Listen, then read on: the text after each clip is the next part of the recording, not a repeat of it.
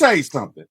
Look it, man. I've been an Atlanta fan for 45 years.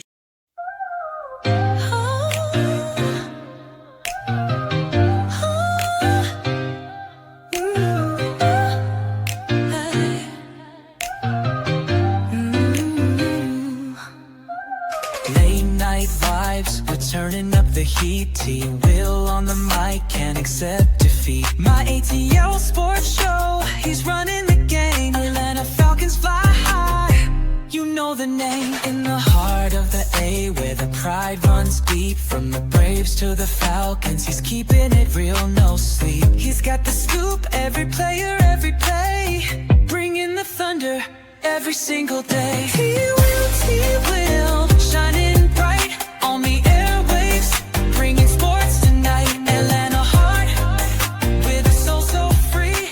My ATL Sports Show, it's the place to be. Welcome, ATL sports fans, specifically Falcons fans. How is everyone doing out there in the Falcons universe? I hope you are all doing well on this Tuesday night. Well, it's Tuesday night, about 30 minutes from Wednesday morning, and what a Sunday. We've had about 2 days to digest the Falcons' performance, the subsequent dismissal of the receivers coach, and all of that. But tonight, I want to talk to you about Michael Penix Jr. Let me tell you something about Michael Penix Jr. He is great. He is awesome. I think he's got talent. I think he's going to go far in this league. I think he's got a great arm.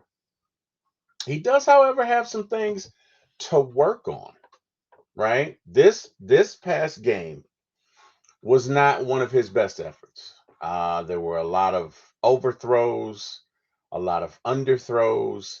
He didn't set his feet necessarily when throwing the ball.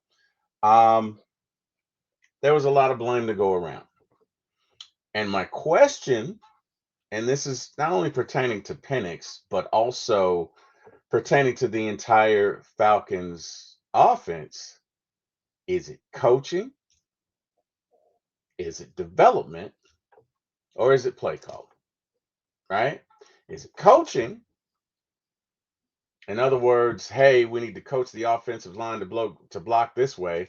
We need to make sure to coach Michael Penix to, hey, look to the left, look to the right.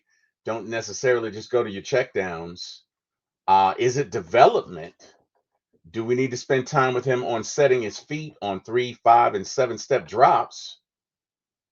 Or is it play calling? Is it repetitive play calling that opponents can easily deduce? So we will get into that. We're going to break down a lot. Quick tease. There's a 4th and 3 throw where I think he's trying to throw it to Mooney, I think. And he doesn't set his feet and he throws it to the ground. And if he, no, it may have been Ray. It was either Ray or Mooney. But either way, if he hits Ray, there's nobody around him. Like Ray can run for days. He may even score. But again, with guys like Penix who have a rocket arm, sometimes it's easy to get into bad habits where you're throwing, you're not setting your feet, you're throwing off your back foot, you're not setting your arm up, you're not setting up your follow through. You're just kind of chucking it because your arm strength is such that you can get it there. And in the NFL, you have to set your feet. So we will get into that.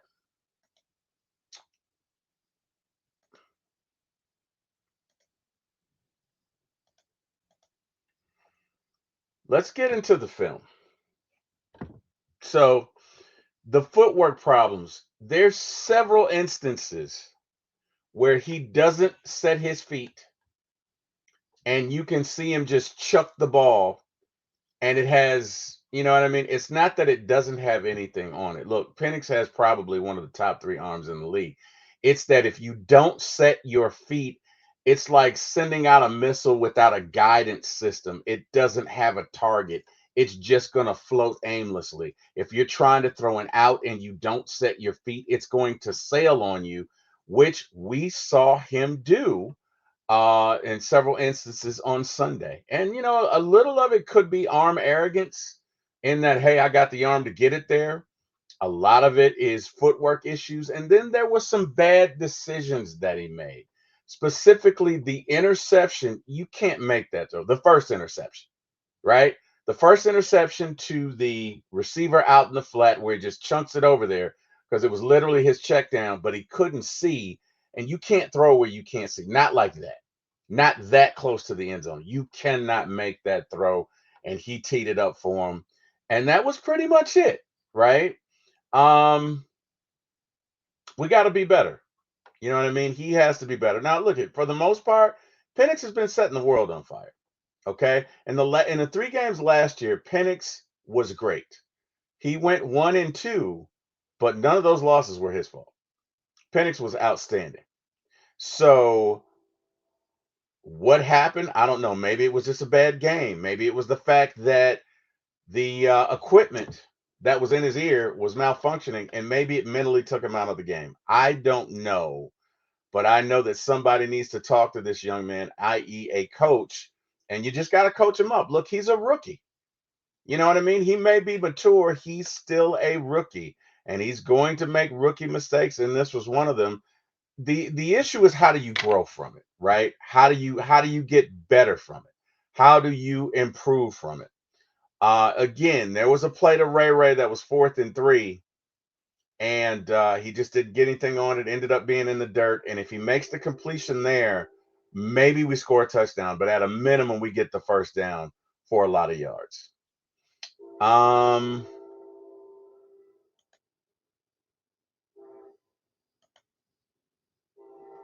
let's talk about coaching. Is Penix learning bad habits, or are coaches failing to correct them? Right? Is Penix learning bad habits, or are coaches failing to correct them? Because here's the thing, and this is on Coach Raheem. If you draft a guy number 8 in the first round, you better be ready to clean up what his issues are. You can't just throw him out there. You got to have somebody that's ready to clean up his issues. You have to have a very strong Obi-Wan Kenobi. That's a Star Wars reference. But you need to have a very strong coach, okay? Someone who can make a connection, someone who can help to develop him. The Falcons, when it comes to certain positions, I'm sorry, have never been great at necessarily developing. But this is one of those situations where you have to develop him. Look, he doesn't make the greatest throws to the right side because that's not his natural side. He's left-handed. He does get at times too much air up under the ball from not setting his feet. But is that Penix learning bad habits this year? Or is it that he hasn't been coached enough to get rid of those habits? Because I can tell you something. If that was Kyle Shanahan, that issue would be fixed. Okay. Kyle is a very matter of fact, detail oriented coach. And when Matt Ryan was with Kyle Shanahan, he had the best year of his career. Why? Because Kyle paid attention to detail. Okay. Say what you will about Kyle. I'm not saying he's a nice guy. I'm not saying he's beloved by Atlanta Falcons fans, but he does pay attention to detail. My brother and I were talking about him the other day. There's a practice where he was with Matt, and they ran a play and he threw it, and Kyle stuck his hand up and intercepted it. And he said, "Why did this happen?" And Matt says, "Well, I didn't see." He said, "No, it's not on you. The receiver did not run the route at that particular depth." So Kyle knew everything about the offense. He knew where the throw should go. And Matt was very disciplined and fundamental in his approach. And you need a coach like that when you're a rookie. Now, again, I don't know much about TJ Yates, which, by the way, the Falcons have anointed him as the new receivers coach. I don't know much about TJ Yates. I don't. I do know that he was the receivers coach in 2023 when our receivers were terrible because they were all in the same place, right? And what I mean is, let's say you send a guy out on a 5 yard out, another one on a 10, another one on a 15. Well, they all ended up in the same place, which means that when you're running your route, your depth perception is not where it needs to be. All of that was under TJ Yates. And we just went back to him for our receivers coach. So I don't know about that. But to me, it would seem like TJ is going to have his hands full with Penix Jr. because he needs to be developed. He is not the finished product. He has had some great games. Yes. Yes, he has. But in no way is Penix the finished product. So if that's the case, why anoint him as the new receivers coach when you're taking away from Penix, when he needs somebody to spend more time with him and help develop him? So I don't know. Um, you've got Patrick Mahomes with Andy Reid. You've got the Texans with CJ Stroud. They developed those quarterbacks. And don't get me wrong, those quarterbacks came here with a certain moxie, right? They came here with a certain savvy. They came here with a certain je ne sais quoi. But yeah, I did say je ne sais quoi, a little on the nose, I know. But they came here with a certain swag, an ability to do the job. And Andy Reid and CJ Stroud built onto that. Who's building it? Who's speaking into Penix? Who's the quarterback that's in charge of developing him? And has this quarterback developed anybody else? Or this quarterback, I'm sorry, who's the quarterback's coach in charge of developing him? And has this coach developed anybody before? Right? I don't know. Question for the audience, and you guys can, answer this to yourselves, but do you guys feel like Zach Robinson and Raheem Morris are the guys to develop Penix into a franchise quarterback? I know how I feel. Do you guys feel that? Now, again, we're only in the third game of the season. So let's be fair. We're not in game 10 or game 13 or 17 or whatever, or 15. But bottom line, what took place in Carolina cannot happen again. We cannot have situations where the plays are not in a timely manner and we go for the next play and there's a penalty. We can't have that. We've had that 2 games in a row. We can't have that. But we'll get into that. So, how do we build up Penix?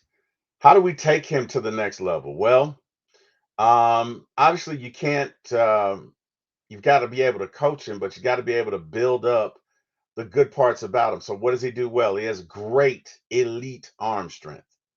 Great arm strength, right?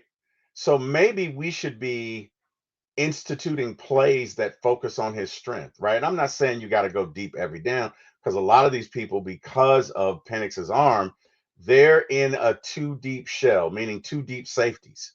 So they're kind of daring you to go deep.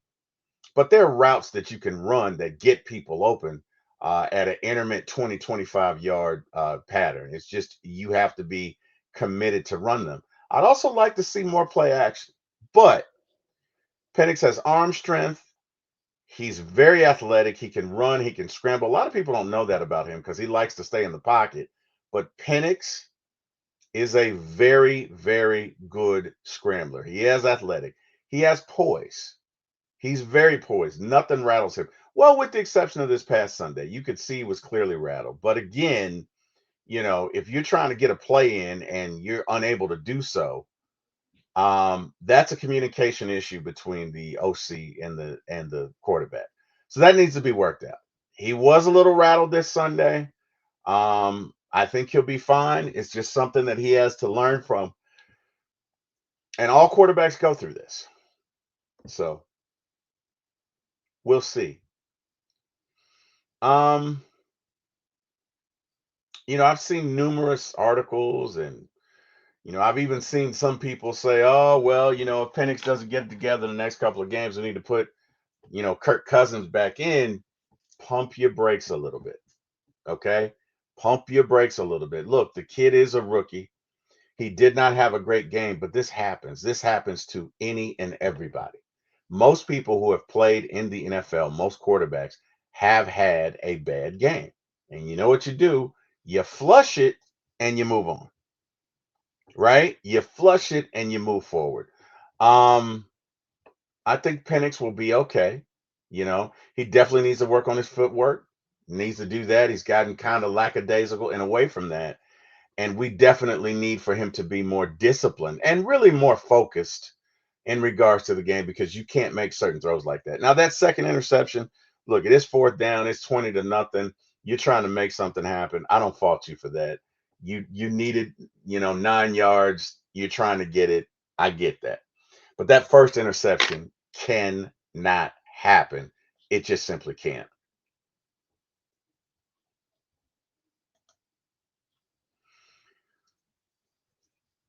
Things he needs to fix. Well, his mechanics need to be better. And your mechanics are, everything that you go through, the repeatable, duplicatable motion, excuse me, that you go through to make a pass.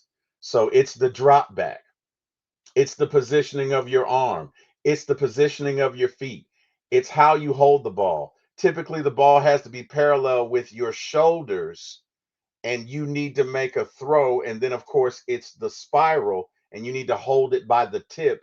But it's the mechanics of the thing. Those have to be repeatable and duplicatable. And you have to be able to do it the same every time to make an effective throw. It does you no good to have a great arm, but your mechanics are bad and your throws are all over the place. Right? So, probably need to emphasize short rhythm throws early in games to build confidence. That's something else we can do. We need clear out designs to his left and or right to give him easier reads. Use tempo to prevent defenses from disguising coverages. When you say use tempo, you just mean no huddle, right? Or very quick, very brisk, basically no huddle. Okay, because if you don't give them a chance to huddle, guess what? They can't call certain plays. You keep the same guys out there. The Falcons really don't need Penix to be Superman right now. They need him to be consistent, efficient, and learn the fundamentals every week. And I think that we can do that. I do not think that it is too late for this team. I do not think that it is too late for this season. I think that the Falcons still have the ability to go on quite the run. So again, and then let's get into play calling, right? Let's get into play calling. So my one concern about play calling, there's a video going around and it's going viral, but basically it says the Falcons went in the pistol past 90% of the time. When Penix is up on the line, up under center, they run it 92% of the time. Okay. So they're predictable. You run the fact that you really don't want to pass when Penix is under center says to me you don't want him to turn his back because you don't have confidence in the left tackle. You don't want him to turn his back. So that makes you predictable because when you're under center, they know you're going to run the ball. They know you're not doing play action. They know you're not going to do it because 12 out of 13 times. The other thing is we run more pistol than anyone in the league. We need some diversity in our formations. I know you love the pistol, and that's great. I know Penix ran that in college, but you can't just come out and run pistol 90% of the time.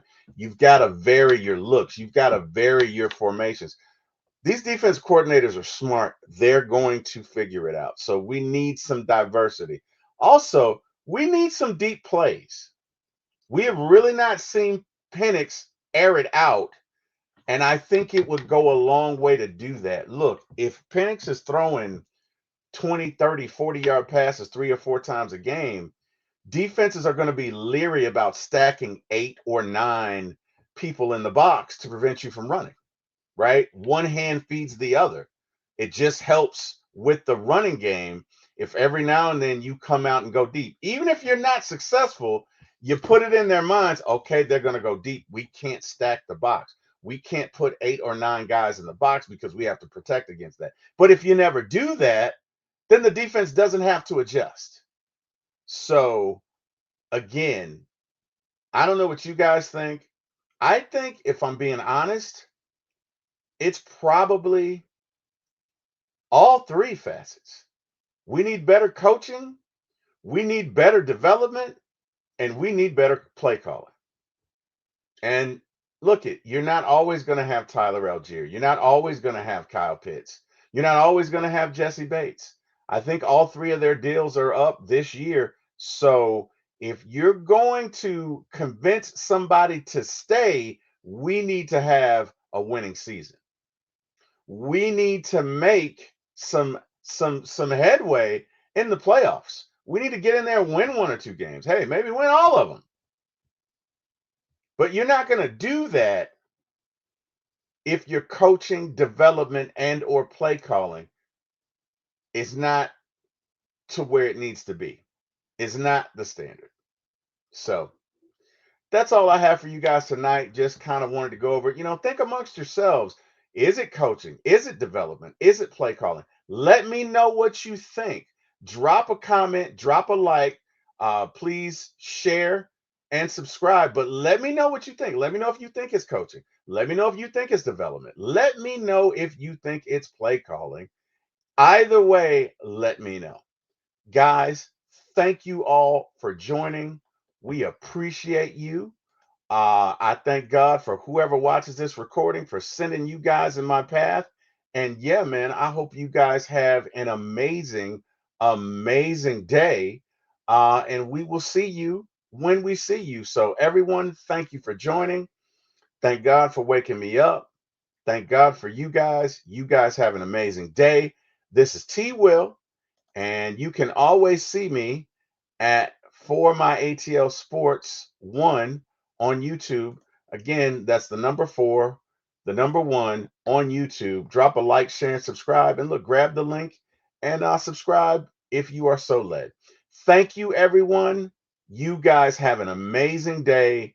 And yeah, go Falcons. Good night, everybody. Let me tell you something. Look it, man. I've been an Atlanta fan for 45 years.